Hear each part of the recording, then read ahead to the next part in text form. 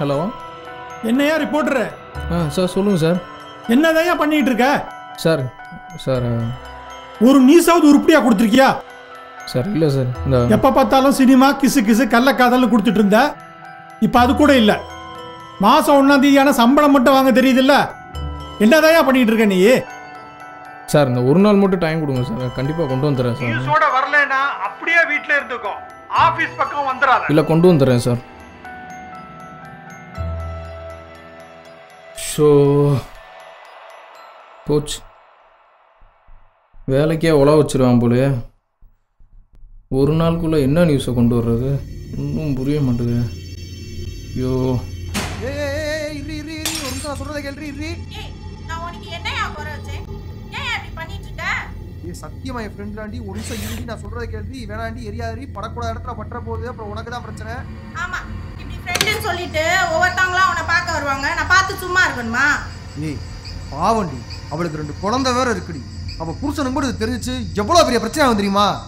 ஓ, அப்ப அவ புருஷன் மேல இருக்கிற பயம் உனக்கு என் மேல இல்ல, அப்படித்தானே? ஐயோ ஏன் இப்படி உயிரை எடுக்கிற? அப்படிலாம் ஒரு மண்ணும் இல்ல.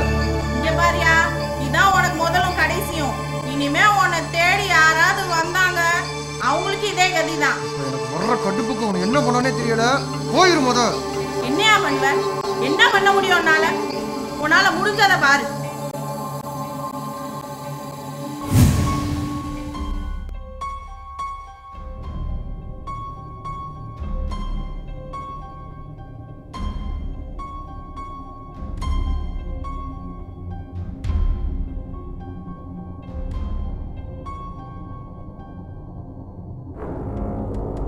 இந்நேரம் தோப்புக்குள்ளே என்ன பண்ணிக்கிட்டு இருக்கியான்? வெட்டின குண்டாட்டிக்கு துரோகம் பண்ணிவிட்டு இரு, உன்னோட கள்ளக்காதலை கண்டுபிடிச்சி முதல் பக்கத்தில் போட்டு வரேன். அதை படிக்கிறவன் இனிமேல் ஒரு பையன் என் பொண்டாட்டிக்கு துரோகம் பண்ணவே கூடாது.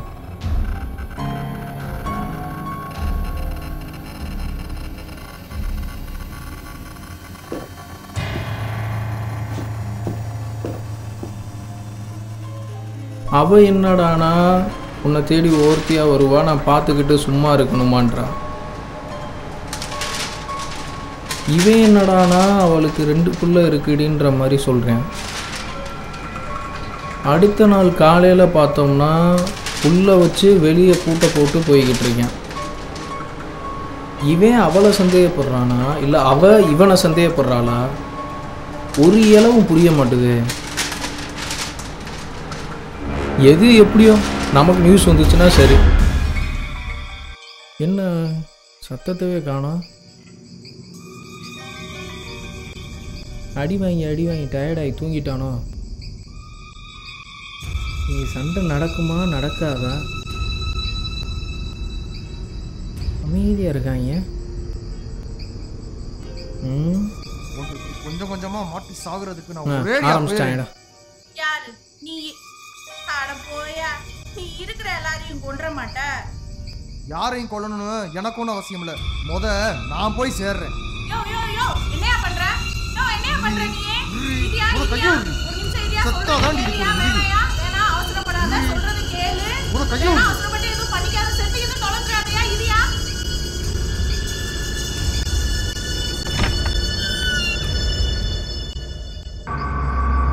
ஏய் என்னையா பண்ற?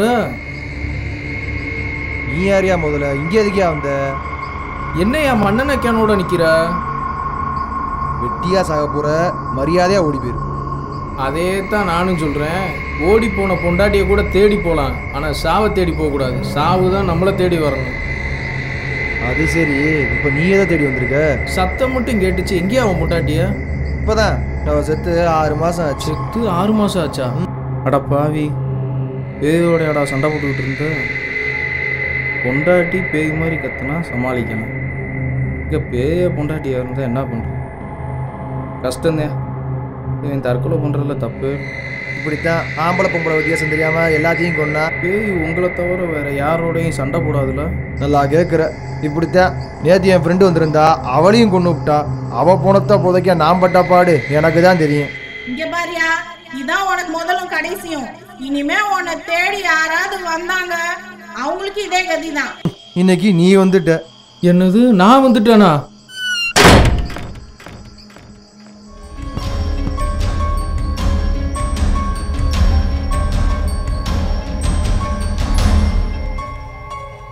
இந்நேரம் தோப்புக்குள்ளே என்ன பண்ணிக்கிட்டு இருக்கான்?